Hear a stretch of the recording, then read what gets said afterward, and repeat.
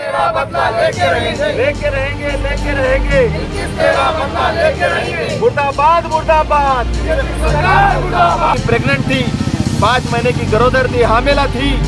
उस वक्त ये 11 वहशी जानवरों को भी शर्म आना चाहिए। ऐसे इंसानों ने उसके ऊपर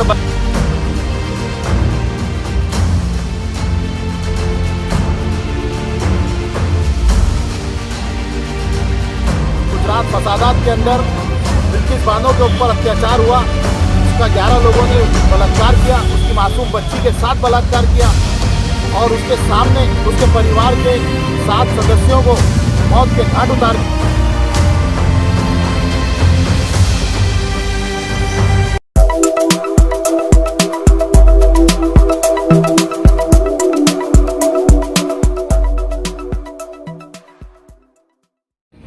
माँ बहनों की इज्जत सड़क पर है, यही तो मोदी सरकार है। आज गुजरात का वो वैशाना फसाद याद कीजिए, 2022 को 2002 को जब गुजरात में 10,000 लोगों को काटा पीटा गया तो इस देश की नाक पूरे दुनिया में नीचे हुई।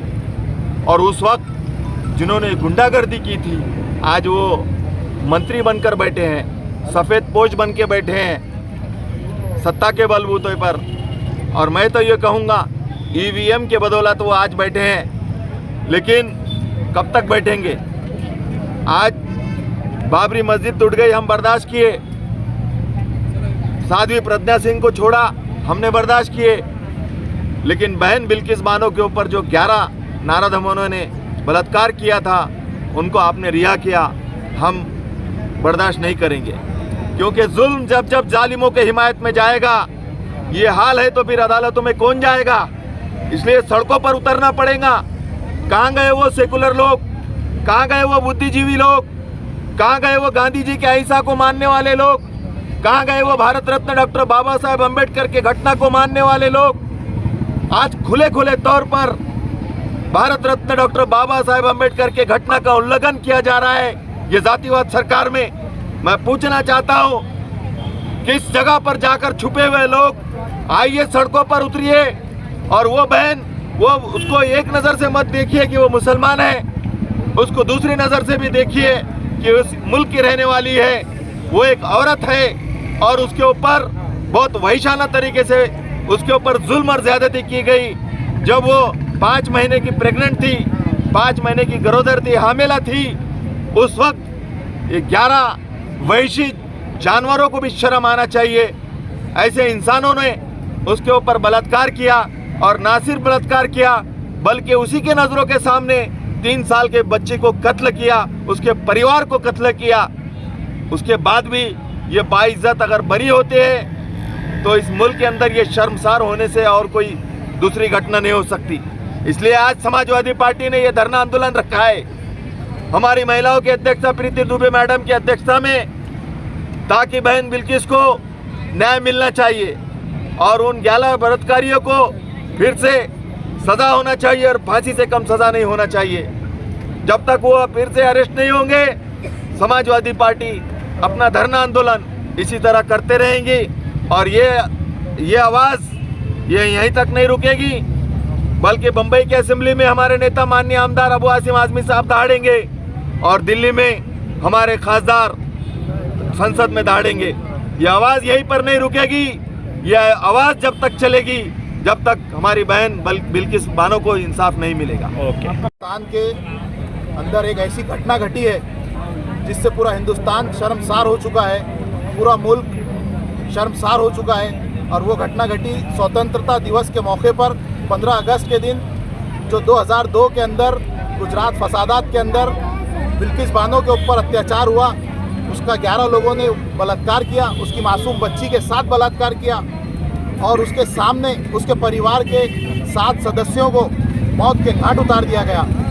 ऐसे दंगाइयों के ऊपर, ऐसे कमीने लोगों के ऊपर जब कोर्ट ने उन्हें आजीवन कारावास की सज़ा सुनाई तो उस वक्त उनको आजीवन कारावास की सज़ा जब सुनाई गई, जब से लेके ये स्वतंत्रता दिवस के मौके पर अभी तक के वो आजीवन कारावास की सज़ा भोग रहे थे।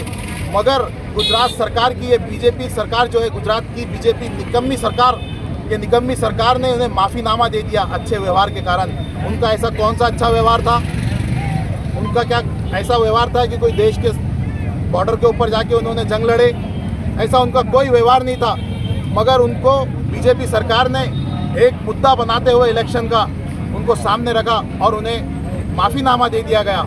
और सबसे बड़ी शर्मसारी इस बात पे हुई कि वो जब बाहर आए तो उनको फूल हार पिना के, उनको मिठाई खिला के, उनके पैर छू के लोगों ने सत्कार किया, स्वागत किया। मैं आज ये आपको बताना चाहता हूँ कि अगर इस तरीके की घटनाएं इस मुल्क में होती रहेंगी तो हिंदुस्तान में कोई महिला या कोई बेटी या कोई बहू अपने आप को सुरक्षित नहीं समझ सकती। अगर महिलाओं की सुरक्षा आप चाहते हैं तो सबसे पहले ये बिल्किस बानो के हत्यारों को, बिल्किस बानो के बलात्कारियों को सबसे पहले उन्हें फांसी की सज़ा दी जाए और चौरस्ते पे लाके दिल्ली इंडिया गेट के ऊपर लाके उन्हें फांसी की सज़ा दी जाए, ताकि पूरे हिंदुस्तान में रहने वाले इस तरीके की ज़हनियत रखने वाले लोगों को समझ में आए कि अगर इस तरीके की घटना हो तो यहाँ का कानून इतना सख्त है कि उन्हें फांसी की सज़ा चौरस्ते पे लाके दी जाती है। हमारी मांग यही है समाजवादी पार्टी की तरफ से कि अगर बिल्किस बानो के जो बलात्कारी है उनको सज़ा नहीं होती, उनको वापस से जेल में नहीं डाला जाता, तो समाजवादी पार्टी इसके लिए तीव्र आंदोलन करेंगी, रेल रोको आंदोलन करेंगी। और हमारी मांग एक ही है कि इन्हें जल्द से जल्द जेल के अंदर डाला जाए और पहले जेल में थे अभी वापस डाला जाए और इन्हें फांसी की सजा दी जाए। अरे या बीजेपी सरकारचं करायचं काय? बीजेपी सरकारचं करायचं काय? बीजेपी सरकारचं करायचं काय? अरे या बीजेपी सरकारचं करायचं काय?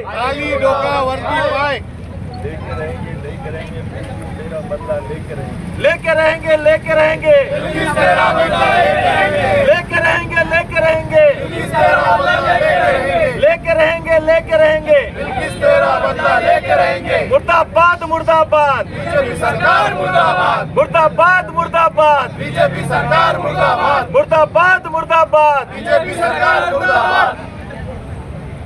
बिल्किस बानो के हत्यारों बलात्कारियों को फांसी 2 सालों को, बानो के बलात्कारियों को फांसी 2 सालों को, बिल्किस बानो के बलात्कारियों को फांसी दो, फांसी दो, बिल्किस बानो के बलात्कारियों को फांसी दो, फांसी दो, बिल्किस बानो के बलात्कारियों को फांसी दो, फांसी दो, बिल्किस बानो के बलात्कारियों को फांसी दो,